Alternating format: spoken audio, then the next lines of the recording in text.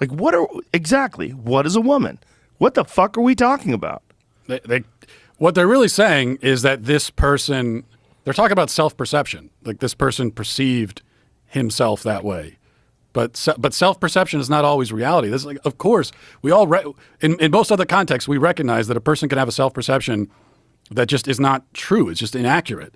I mean, you could walk down the street in any city and find drug-addled homeless people talking to themselves.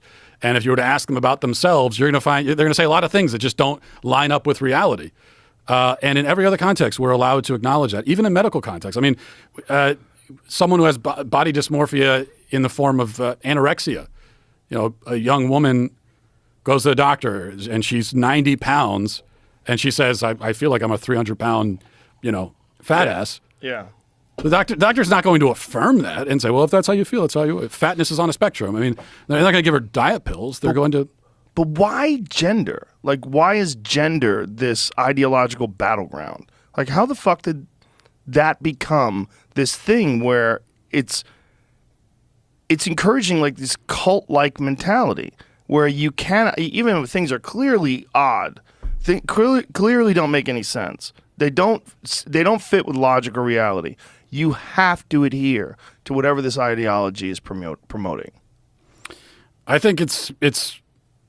I mean, at a most basic level, I think that this is like I said, this is an attack on truth, and this is, if you want to, if your project is relativism, and you want to get rid of objective ideas of truth, what are you going to go after? I mean, if you can go after someone's really fundamental understanding of themselves. It's not just that they're attacking reality.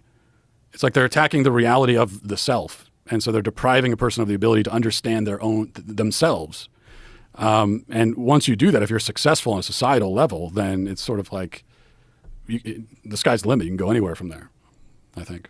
So do you think this is like a conscious decision, or do you think this is just something that people have adopted because it seems to be the ideology du jour? I think it depends on who you're talking about. I mean, at an institutional level, I think a lot of it is conscious. I think some of the people that I talked to in the film, I think that they know that this doesn't make any sense and that it's wrong.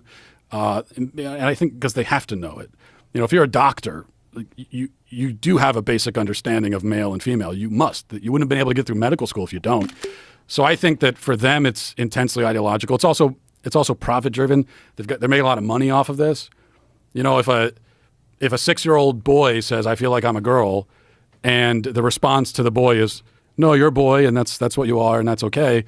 And he'll get over it, because it's just a phase, and he'll live a normal life, and that's fine, but there's no money in that. Whereas if you encourage the delusion, now that boy individually is worth millions of dollars down the line to therapists and doctors and endocrinologists and surgeons and everything. So I think it's profit driven. And then there's also just a lot of actual confusion out there. People don't really understand what's going on. And then there's cowardice too. People are just terrified. I've certainly seen a lot of that. People just are scared shitless about being accused of bigotry, losing their social media platforms, losing their jobs, losing their friends. I get this question all the time everywhere I go. Well, how do I deal with this at my job? Because if I reveal that I understand reality at my job, I'll lose my job or I'll lose my family. This is what people are dealing with. And it is what people are dealing with. That really is what's happening, which is one of the more confusing aspects of this, is that there's no logical discussion about this. It's just you are either on the good side or you're a bigot, and that's the binary. Yeah, and that's because they know that they can't. The people that are pushing this stuff know that they can't defend it. They can't defend it intellectually. They also feel like they shouldn't have to. I think that some of the people we talked to, what is a woman, they were offended that we were even questioning them, because from their perspective, especially if you're a college professor or something, the relationship is supposed to be I pontificate and you just sit there slack-jawed and nod your head and go along with it. So they feel like they shouldn't have to defend it, but they also know that they can't. And so what are you left with? You're left with speech suppression, scaring people. That's the only tool in your bag. And it's been really effective, unfortunately, so far.